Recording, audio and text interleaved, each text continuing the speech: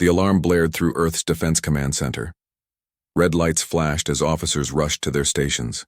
Commander Tae-ho Kim stood tall, his weathered face showing no fear despite the news. "Unknown vessel detected, sir." "It's massive, nearly moon-sized." Tae-ho's jaw tightened. 6 months of war with the Voth Imperium had taught him to expect the worst. Humanity fought bravely, but each week brought more attacks, more losses. "Battle stations. Alert all defense platforms," he ordered. His voice remained calm even as his heart raced. "Show me the vessel." The main screen lit up. Collective gasps filled the room. The ship wasn't like the sharp, predatory designs of Voth warships. This vessel was elegant, a massive silver sphere surrounded by spinning rings with delicate spires. Jutting from its surface, it looked more like a work of art than a weapon of war. "Sir, it's slowing down near Jupiter's orbit. No weapons seem to be powering up," reported Junseo, the young sensor officer. Before Tae-ho could respond, the communications officer called out, "We're receiving a transmission." On screen, Tae-ho commanded. The image of an older woman appeared. She had gray-streaked hair tied neatly in a bun and wore simple but elegant dark blue robes with silver symbols Tae-ho didn't recognize. Behind her, creatures of various shapes and sizes moved about in what looked like a library or research center. "Greetings," she said pleasantly. "This is Professor Hee-Jin Park of the Galactic Academy research vessel Intellectual Pursuit.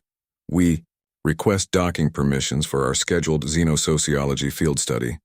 Tae-ho blinked. "This is Commander Kim of Earth Defense Command.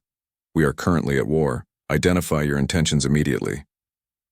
The woman's pleasant expression changed to mild confusion. "War? That's not in our records." She glanced down at something off-screen. "According to our documentation, Earth registered for observation status 237 years ago. Our visit was scheduled 45 years in advance." She frowned slightly. "Are you saying the paperwork was not properly filed?" A missile alert cut off Tae-ho's response. "Voth attack ships approaching from Sector 7. Professor, you need to retreat immediately. We are under attack," Tae-ho warned. But Professor Park merely made a note on her tablet. "An unscheduled interspecies. Conflict? How terribly inconvenient." She sighed. "Very well. We will proceed with docking.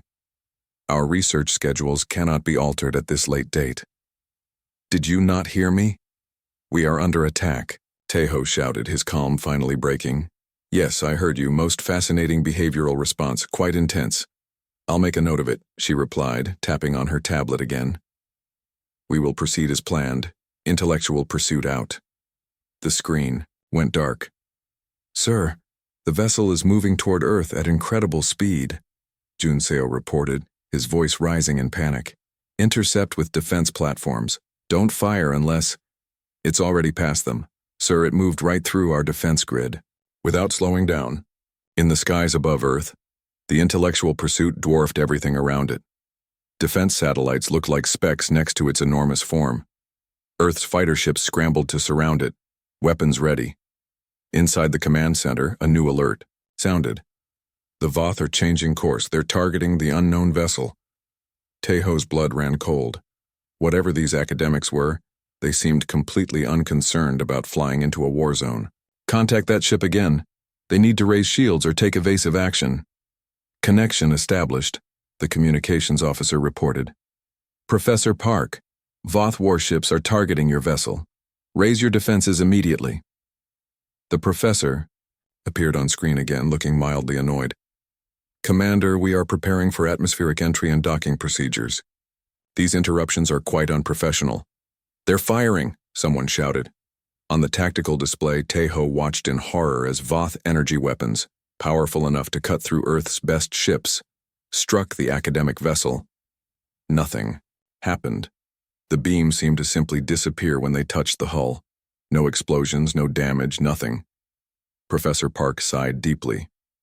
"Would you please inform these unregistered visitors that they're disrupting a Class A research mission? It's extremely rude." How are you doing that?" Tae-ho asked, amazed. "Those weapons can destroy our best ships in seconds." "Doing what?" "Oh, the energy redirection fields." She waved dismissively. Standard protection for all Academy vessels. We can't have random energy discharges damaging valuable research equipment. Now about our landing coordinates. Before Taeho could answer, a junior officer rushed in with an urgent report. Sir, the vessel is descending. It's heading straight for Central City. Stop them, Taeho ordered. We can't. Our systems won't. Lock onto them! The massive ship descended through Earth's atmosphere without any signs of entry heat, smoothly positioning itself above the war-torn remains of what was once Earth's largest city. It hovered there, beautiful and impossible, while the battle continued around it. 20 minutes later, Taeho found himself standing at the Central City emergency landing field, surrounded by nervous soldiers. A door had opened in the side of the intellectual pursuit, and a ramp extended to the ground. Professor Park appeared first, walking calmly down the ramp. Behind her came a stream of beings. Some looked almost human, others were completely alien. All wore similar blue robes with different colored trim and carried only data tablets and small equipment. Commander Kim, I presume. Professor Park extended her hand.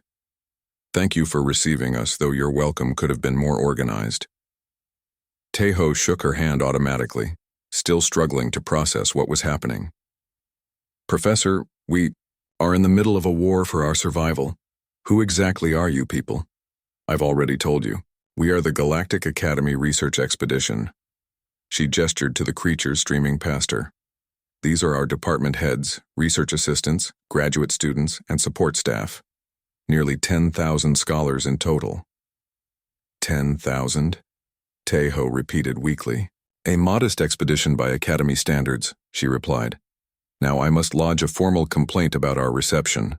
The unidentified vessels firing energy weapons, your military vessels surrounding us, the lack of proper docking facilities. This is highly irregular and unprofessional.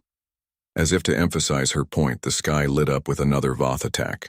Earth's defense systems engaged, creating a light show of explosions above them. Professor Park didn't even look up. Instead, she pulled out her tablet and began typing. I'm filing an official complaint with the Academy administration, she explained. The hostile and completely unprofessional welcome we've received violates at least 17 protocols for scheduled observation visits. Taeho stared at her in disbelief as more scholars walked past them, chatting excitedly about human architecture and taking readings of the air.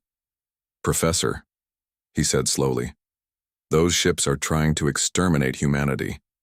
We didn't know you were coming because we're fighting for our lives? Yes, she nodded, still typing. Most irregular. The Voth aren't scheduled for contact with humanity for another 3 centuries. She looked up suddenly. Did you say exterminate? That would be completely unacceptable. It would render our entire research project meaningless. She turned and called out to one of her colleagues. Do Hyun, contact the Faculty Senate immediately. It seems we have an unauthorized interference situation. Taeho watched in confusion as the scholars began setting up equipment, completely ignoring the battle raging overhead. Somehow he felt that his war had just become much more complicated. 3 days after the Galactic Academy's arrival, Commander Taeho Kim rubbed his tired eyes. He hadn't slept more than 4 hours at a time since these strange academics appeared. The war room, once a place of focused military planning, now buzzed with discussions about academic freedom and research permits. Professor Park, he said firmly, trying to keep his voice steady. Your people are in danger here. The Voth attacks are growing stronger. You must leave Earth for your own safety. Professor Hee-Jin Park didn't even look up from her data tablet. Impossible. Our research schedule is already behind due to these interruptions. She waved vaguely toward the ceiling as another distant explosion shook the building. Besides, we have filed all the proper paperwork. Paperwork won't stop the Voth from killing you. Taeho slammed his fist on the table. Finally, Park looked up, her expression mildly surprised. The Voth cannot harm Academy personnel or property. That would violate Section 7 of the Galactic Educational Charter. Before Taeho could respond, the emergency alarm blared. His communication device buzzed urgently. Commander, massive Voth fleet approaching the Academy ship. It's their biggest attack yet. Professor, Taeho said urgently, you need to get your people back on your ship. We'll try to buy you time to escape. Park tilted her head. How curious. You still believe we need protection? She stood calmly. Perhaps this is a good opportunity for a practical demonstration. Shall we observe from the viewing platform? Despite his better judgment, Taeho followed her to the command center's observation deck. The massive Academy ship still hovered above the city. In the distance, hundreds of Voth warships approached, their weapons glowing with charged energy. All defense units engage, Taeho ordered into his communicator. Earth's remaining fighters scrambled to intercept the Voth fleet, but they were badly outnumbered. Professor Park stood with her hands clasped behind her back, watching with academic interest. Several other Academy members joined them, taking notes on their tablets. The Voth ships opened fire. Massive energy beams streaked toward the intellectual pursuit. Taeho held his breath, expecting destruction despite Park's confidence. The beams hit the Academy ship and simply vanished. No explosion, no impact, nothing. It was as if the energy was never fired at all. How is that possible? Taeho whispered. A young man standing near Park turned to him. He wore the blue robes of the Academy, but with red trim. Energy redirection fields, he explained casually. I'm Hanbin Lee, Engineering Department. He pointed at the ship. The principles are quite basic, really. Energy cannot be destroyed, only transformed or redirected. Our fields simply channel incoming energy into our collection systems. You're saying you're harvesting their weapon fire? Taeho asked in disbelief. Of course. Hanbin nodded. Waste not, want not. It powers our research equipment and cafeteria. He looked slightly bored. We've used similar systems for thousands of years, mostly to prevent student pranks from damaging campus buildings. The Voth continued their attack, pouring enough firepower at the Academy ship to destroy a small moon. Nothing happened except a slight brightening of the lights in the observation deck. Can this technology be used for military purposes? Taeho asked, hope rising in his chest. Hanbin's expression turned serious. Absolutely not. Military applications of Academy science violate our ethical guidelines. We are educators and researchers, not weapons makers. Taeho's hope deflated. Then how do you defend yourselves? We don't need to. Hanbin shrugged. Nobody attacks the Academy. It would be academic suicide. Professor Park, who had been listening, suddenly straightened. This disruption has gone on long enough. She tapped her communication badge. Park, to Faculty Council, please prepare the formal notice of violation. 10 minutes later, as the Voth continued their useless attack, Park held up her tablet. Observe, Commander. On the screen, Taeho saw an official-looking document with many seals and signatures. This is an official notice to the Voth fleet that they are in violation of Academy Regulation 359, Paragraph 7. Interference with scheduled academic activities. It also notes they are not registered for interaction with humanity for another 327 years. You're going to send them a complaint letter? Taeho asked incredulously. Of course, Park replied, pressing a button, along with a formal warning about their academic standing. Outside, the Voth attack suddenly stopped. Their ships froze. In position, they're just stopping because you sent them a notice? Taeho couldn't believe what he was seeing. The Voth are already on academic probation after their last xenophobic incident, Park explained. One more violation and they lose all Academy accreditation for the next 1,000 years. Hanbin leaned closer to Taeho. That means no access to new technology, no research grants, and no recognition of any Voth scientific achievements. They'd become intellectual outcasts. On the tactical display, the Voth fleet was turning around, retreating at high speed. Don't understand, Taeho said slowly. They've killed millions of humans, destroyed our cities, and nearly conquered us. But they run away from a formal complaint? Conquest is temporary, Professor Park said simply. Knowledge is forever. The Academy has existed for millions of years, Commander. Empires rise and fall, but education endures. She turned to leave, then paused.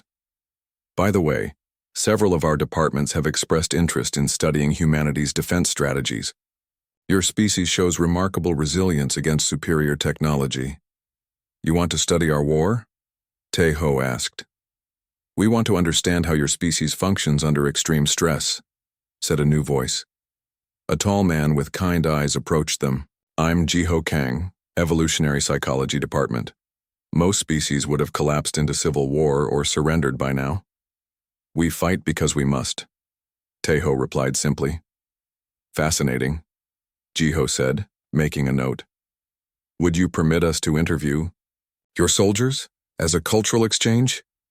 Before Tae-ho could answer, a commotion drew their attention. A group of academy members was returning from the city looking excited.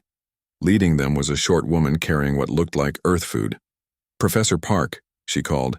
We discovered something amazing.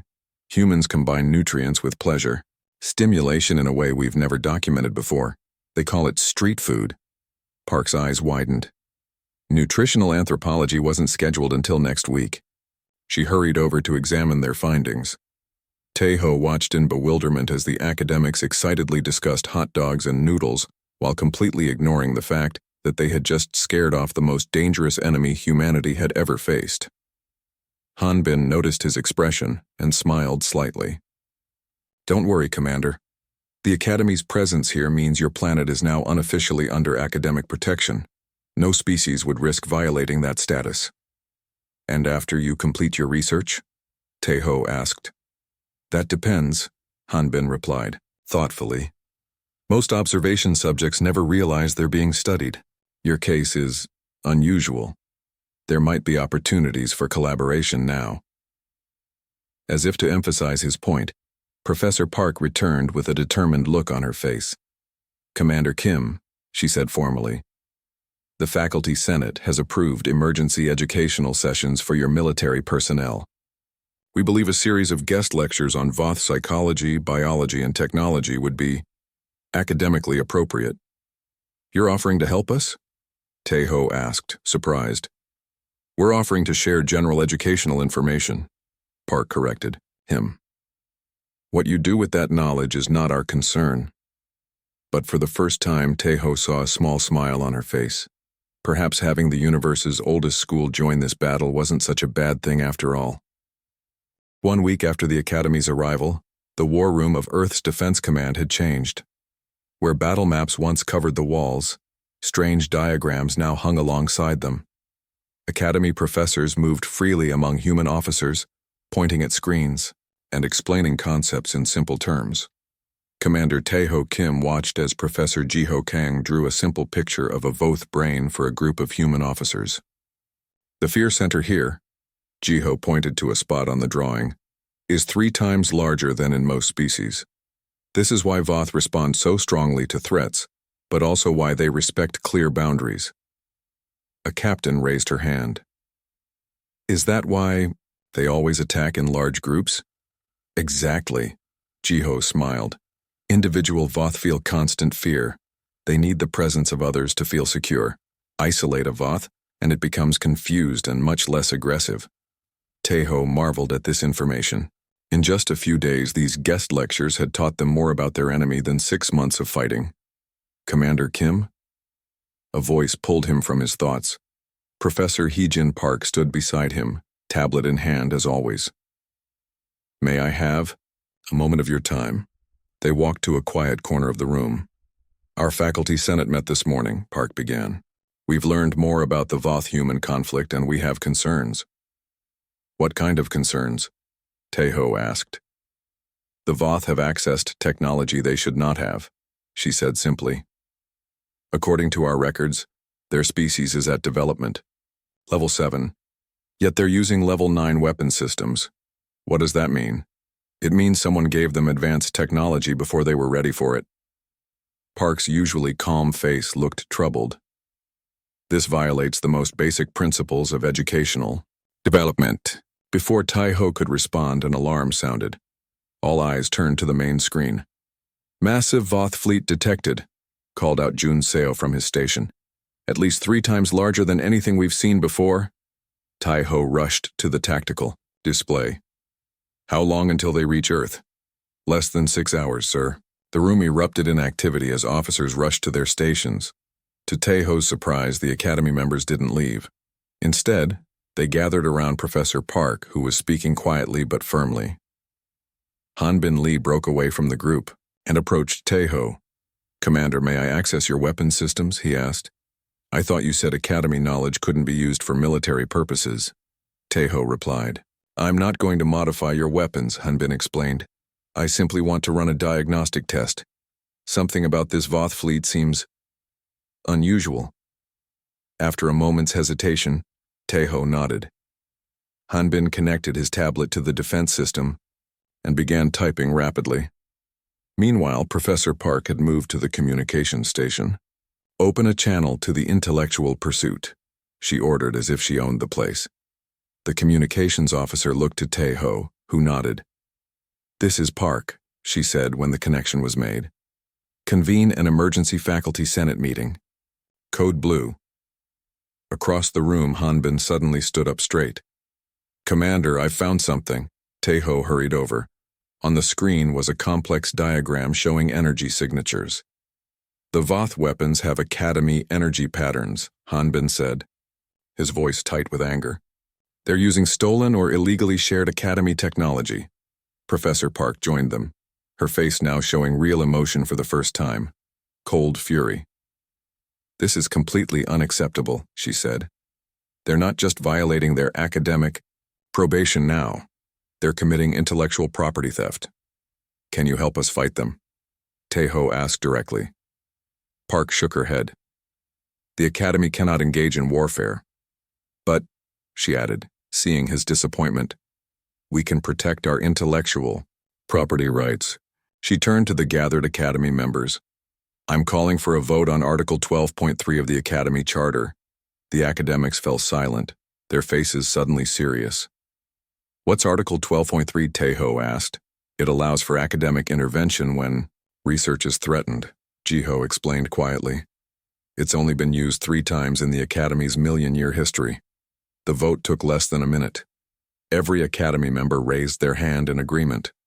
"Motion carried," Park announced. "Hanbin, prepare the certification database for species-wide suspension. Jiho, draft the formal notice." Hanbin looked at Taeho.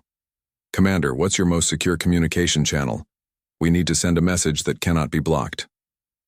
While Hanbin worked with Earth's communications team, Professor Park explained to Taeho what was happening. "The Academy doesn't just observe and teach," she said. "We certify and standardize technology across the galaxy. Most advanced systems won't function without valid Academy certification, like a license key for software," Taeho suggested. "Exactly," Park nodded. "We're about to revoke the Voth's license keys. All of them." 4 hours later, as the massive Voth fleet approached Earth, Hanbin finally looked up from his work. "It's ready," he announced. Professor Park stepped forward. "Send the notice." A simple message, filled with official Academy seals and signatures, was broadcast toward the approaching fleet. Notice of academic suspension. The Voth species is hereby placed on full academic suspension for violation of technology sharing, agreements, and disruption of protected research environments. All Academy certifications are revoked effective immediately. At first, nothing happened. Then, on the tactical display, Taeho watched in amazement as the Voth fleet suddenly slowed. Ship after ship began drifting aimlessly. "Their engines are failing," Junseo reported, disbelief in his voice. "Weapon systems shutting down too." "How is this possible?" Taeho asked, staring at the screen. "All major ship systems require Academy certification to function," Hanbin explained. "Navigation databases, weapon targeting, even life support management, all based on Academy standards." "What about their backup systems?" "Those too," Hanbin shrugged. "It's not just software. The actual technology won't function without proper certification. It's built into the fundamental science." On the display, the once mighty Voth armada had become nothing more than metal boxes floating in space, powerless and helpless. "Should we attack?" an officer asked Taeho. Before he could answer, Professor Park stepped forward. "Absolutely not," she said firmly. That would compromise our research objectivity. The Voth will be allowed to retreat once their leadership acknowledges their violations. They killed millions of our people, Teho said quietly. And you're letting them go? Park's expression softened slightly. Commander, revenge is not the Academy way. Justice through education is our method. The Voth will learn their lesson. Their civilization will spend decades recovering from this suspension. She placed a hand on his arm, the first personal contact she had initiated. Besides, she added, humanity has impressed us. Your species shows remarkable potential. We believe a collaborative relationship would be more valuable than continued conflict. As if to emphasize her point, the main screen changed to show a transmission from the Voth flagship. The alien commander looked shaken, his reptilian features drawn with stress. We accept the Academy's judgment, the Voth said, his voice trembling. We request permission to withdraw. Professor Park smiled slightly. Permission granted, and we'll expect your leadership at next month's ethics seminar. Teho watched in amazement. The greatest threat humanity had ever faced had been defeated not with weapons, but with paperwork. Part 4. Academic Intervention. 2 weeks after the Academy's intervention, Earth was slowly returning to normal. Voth ships had retreated from human space. Cities began rebuilding, and throughout it all, the massive intellectual pursuit still hovered. Above Central City, its elegant form now a symbol of hope rather than confusion. Commander Teho Kim walked through what had once been the war room, but now looked more like a classroom. Academy members and human military personnel worked side by side, studying star charts and alien biology texts. Professor Park approached him with her ever-present tablet. Commander, we need to discuss the future. They moved to Teho's small office where Hanbin Li and Jiho Kang were already waiting. The Faculty Senate has reached a decision, Park began. The Voth situation revealed something troubling. Someone is providing advanced technology to developing species. Isn't that what you're doing with us now? Teho asked. Jiho shook his head. We're sharing knowledge, not technology, and only because your species has already made contact with the wider galaxy. That wasn't supposed to happen for another 50 years. What do you mean? Park showed him her tablet. On it was a detailed timeline of human development, stretching centuries into the future. Every species has a natural development path, she explained. Humanity was on track to develop faster than light travel on your own in approximately 50 years. Then you would have made controlled first contact with other species. But the Voth found us first, Teho said. Exactly, and they shouldn't have had the technology to reach Earth yet. Park's face was serious. Something is disrupting the natural educational order of the galaxy. Before Teho could ask more questions, an alarm sounded from Hanbin's tablet. Professor, we're detecting unusual energy signatures near Mars. Park took the tablet, her eyes widening. Multiple ships emerging from hyperspace. These aren't Voth. Teho immediately activated the command center communication link. All stations on alert. Unknown vessels detected near Mars. The main screen, in the command center activated, showing 5 sleek black ships unlike anything Teho had seen before. They moved with incredible speed, heading directly toward Earth. They're not responding to communication attempts, reported Jun Seo from the command center. Park studied the readings carefully. These ships are using technology that shouldn't exist yet. Level 11 or higher. Is that bad? Teho asked. Very bad, Hanbin explained. Level 11 technology includes matter manipulation. No species should have that for at least another 1,000 years. The black ships accelerated, reaching Earth's orbit in minutes. They positioned themselves around the intellectual pursuit, like wolves surrounding prey. Finally, a communication came through. The being on screen had pale gray skin and large black eyes. It wore an ornate uniform with complex symbols. Galactic Academy vessel, the alien said coldly. You have interfered with our plans for this sector. Stand down and prepare for inspection. Professor. Park stepped forward, her usual calm completely gone. Under whose authority do you make this demand? The Directorate, the alien replied. The true power in this galaxy. Park turned to Hanbin and whispered urgently. Activate all academic protection protocols. Alert the Faculty Senate immediately. Who are they? Taeho asked quietly. Jiho's face was grim. If they're who they claim to be, they're the ones who've been distributing advanced technology illegally, a shadow organization working against the Academy for centuries. On screen, the alien continued. This primitive species was scheduled for resource harvesting. The Voth were our chosen instruments. Your interference cannot be tolerated. Resource harvesting? Taeho felt a chill. They were going to use the Voth to destroy us? Worse, Park said softly. They were going to use the Voth to enslave humanity, then discard the Voth when they were no longer useful. She straightened her robes and addressed the alien directly. The Academy does not recognize your authority. Earth is under our academic protection as a research subject of special interest. The alien's expression didn't change. Your protection means nothing. The age of academic neutrality is over. The black ships began to glow with energy. Unlike the Voth weapons, these seem different, darker, somehow wrong. Their weapons are designed to penetrate Academy shields, Hanbin said in disbelief. That shouldn't be possible. Taeho made a quick decision. All Earth defense platforms target those ships and fire. Earth's weapons launched toward the black ships. The attacks hit their targets but seemed to do minimal damage. Their shields are too strong, Junseo reported from the command center. The alien smiled coldly. Your primitive weapons cannot harm us, and when we're finished with the Academy vessel, we'll demonstrate what real power looks like. The black ships fired. To everyone's shock, their beams penetrated the Academy's energy, redirection fields, striking the intellectual pursuit directly. The massive ship shuddered. Impossible, Hanbin exclaimed. They've found a way around our protection systems. Professor Park's face showed real fear for the first time. They've been studying us, preparing for this. The alien spoke again. Surrender, now, or we will destroy your vessel and everyone on it. Taeho looked at the academics who had saved Earth.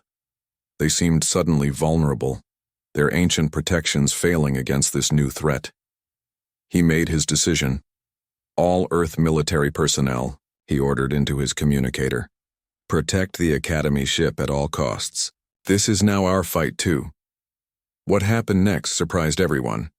Throughout the command center, human officers stood up from their stations and moved to stand beside Academy members. In space, Earth's remaining ships positioned themselves between the Black Fleet and the intellectual pursuit. What are you doing? Park asked Taeho, genuinely confused. Returning the favor. He replied simply. You protected us, now we protect you. The alien on screen looked equally confused. You would sacrifice yourselves for them? They are not your people. They are now, Taeho said firmly. Earth stands with the Academy. For a moment, silence filled the command center. Then something unexpected happened. Professor Park began to laugh. Commander Kim, she said, smiling broadly. You've just passed the test. Test? What test? Park turned to the screen. Invoke Faculty Protocol Alpha 7. Authorization Park 37 Delta. Immediately the image of the alien vanished. The black ships flickered and then disappeared completely. What just happened? Taeho demanded. I apologize for the deception, Park said, suddenly looking somewhat embarrassed. There was no Directorate fleet. It was an Academy simulation. A simulation? Taeho couldn't believe what he was hearing. Why? Jiho stepped forward. When a species makes unexpected first contact, the Academy tests their response to crisis, how they handle power, threat, and alliance. This whole thing was a test? Taeho felt anger rising. People died in this war. No, Park said quickly. The Voth attack was real. They truly did violate their development path. But after we stopped them, the Faculty Senate required a final assessment of humanity before proceeding further. Hanbin added, the simulation was designed to test one thing, whether humanity would use its relationship with the Academy only for its own benefit, or whether you understood the principle of mutual protection. And you passed, Park said simply. Spectacularly. Tejo wasn't sure whether to be relieved or furious. So what happens now? Professor Park's expression became formal again. Now, Commander Kim, we can discuss humanity's future relationship with the Galactic Academy as something more than just a research subject. 3 months after the Academy's arrival, Earth had changed in ways no one could have imagined. The intellectual pursuit remained in orbit, but now smaller Academy ships regularly traveled between Earth and the massive vessel. In what was once Central City Park, a gleaming new building stood, the first Earth branch of the Galactic Academy. Commander Tejo Kim, now wearing a new uniform that combined military insignia with Academy colors, walked through the building's main hall. Students from Earth studied alongside beings from dozens of worlds. The sight still amazed him every time. Commander! Professor Hee-Jin Park waved him over. She stood with several Academy officials near a large window overlooking the city. Right on time for the ceremony. I wouldn't miss it, Tejo replied with a smile. The group moved to a large meeting room where hundreds of people waited, human military officers, government officials, and Academy faculty members. At the front of the room stood a podium with, both Earth and Academy symbols. Professor Park took her place at the podium and cleared her throat.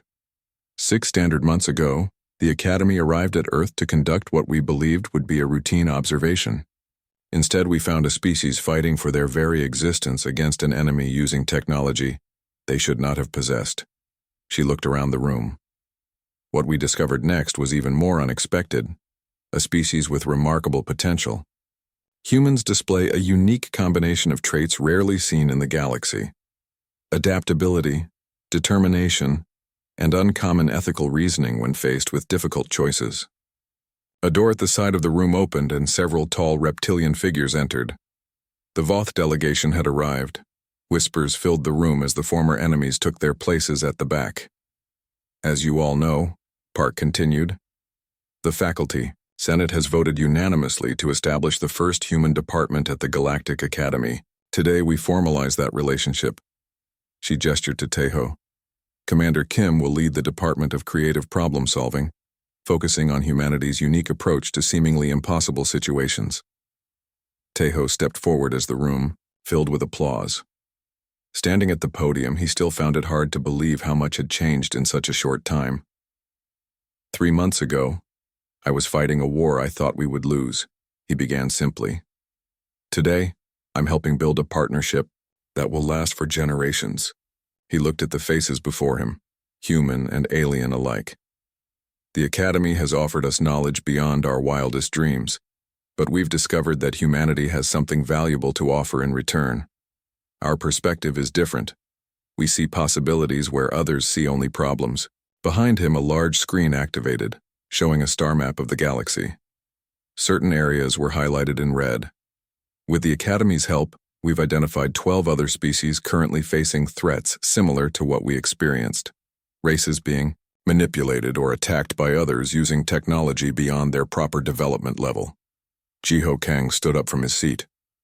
The Academy has always observed and documented such conflicts. It's our tradition to maintain neutrality. And that tradition has served the galaxy well for millions of years, Tejo acknowledged. But perhaps there's room for a new approach. Not direct military intervention, but education with purpose. Hanbin Lee, now wearing the insignia of Joint Earth Academy projects, joined Tejo at the podium. Commander Kim suggested something no one at the Academy had considered before, he explained to the audience. What if we could teach threatened species to protect themselves using only knowledge appropriate for their development level? Not giving them advanced technology, but helping them use what they already have more effectively. Professor Park nodded. The Faculty Senate debated this proposal for weeks. It represents a significant shift in Academy policy. But in the end, we agreed to a trial program. She gestured to the Voth delegation. Which brings us to our next announcement. Iniabai, Lead Voth stepped forward. Unlike their previous encounters, this one moved without arrogance, its scaled head slightly bowed. I am Chief Scholar Vex of the Voth Imperium, he said in a raspy voice. We come seeking reconciliation and restoration of our academic standing. The room fell silent. These were the beings who had nearly destroyed humanity. Many in the audience had lost loved ones to Voth attacks. The Voth have accepted full responsibility for violating their development path, Park explained. They now understand they were being manipulated by outside forces who provided them with technology they weren't ready for. Vex looked directly at Taeho. We request human assistance in appealing our academic suspension. We acknowledge that we must earn back what we have lost through our actions. This was the moment Taeho had been preparing for. The easy path would be rejection, to keep the Voth punished for their crimes. But the Academy had shown him a different way. The Department of Creative Problem Solving accepts your request, he said firmly. Not because we've forgotten what happened, but because moving forward together benefits everyone. He turned to Park. Professor, please show the proposal. Park touched her tablet and the screen changed to show a detailed plan. The Earth Voth Rehabilitation Program, she announced, the first of its kind in Academy history. As she explained the program, Taeho watched the faces in the audience. There was surprise, uncertainty, but also growing interest. The Voth will assist in identifying other species being manipulated with advanced technology, Park continued. In return, they will receive a graduated path back to academic standing, under human and Academy supervision. After the presentation, Park, Taeho, and Vex signed the formal agreement. As the ceremony ended, people gathered in small groups discussing the historic moment. Jiho approached Taeho with a smile. When we first arrived, we thought we were here to study humans. Instead, you've changed how the Academy itself functions. That's never happened before. We just offered a different perspective, Taeho replied modestly. That's what makes humans special, Park said, joining them. In all our millions of years, the Academy has gathered knowledge, but you've shown us new ways to use that knowledge. Hanbin added, most species either worship the Academy or try to steal from it. Humans are the first to truly partner with it. Taeho looked out the window at the rebuilt city. Academy shuttles flew alongside Earth aircraft. People from dozens of worlds walked the streets below. When the Academy first arrived, I thought you were the strangest beings I'd ever met, he admitted. All those forms and complaints in the middle of a war, Park actually laughed. And we thought humans were hopelessly disorganized and improper. I guess both sides had something to learn, Taeho said. As they spoke, an Academy member approached with a tablet for Park to sign. Old habits remained. One last form for today, Park said, scanning the document. This officially establishes Earth as a protected research partner of the Galactic Academy. She handed the tablet to Taeho. Your signature is required as well, Professor Kim. Taeho paused, hearing the new title. From commander to professor in 3 months. From fighting a losing war to helping shape the future of galactic education. He signed his name with a smile. I never thought a paperwork-loving academy would save humanity. But I'm glad you arrived when you did, even if you did file a complaint about it. Proper documentation is important, Park replied with her own smile, even for unthinkable arrivals.